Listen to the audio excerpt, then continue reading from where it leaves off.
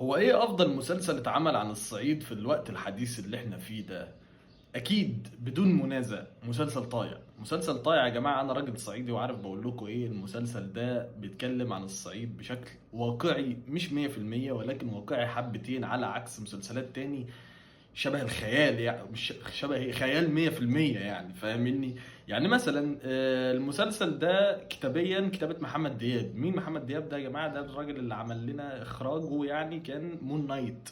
مون نايت يعني الراجل ده عالمي. تمام. اخراج عمرو سلامة المسلسل طايع، تمثيل عمرو عبد الجليل وعمرو يوسف عاملين شغل عالي جدا. فالمسلسل كتابيا واخراجيا وتمثيليا كان حلو قوي، حلو قوي قوي.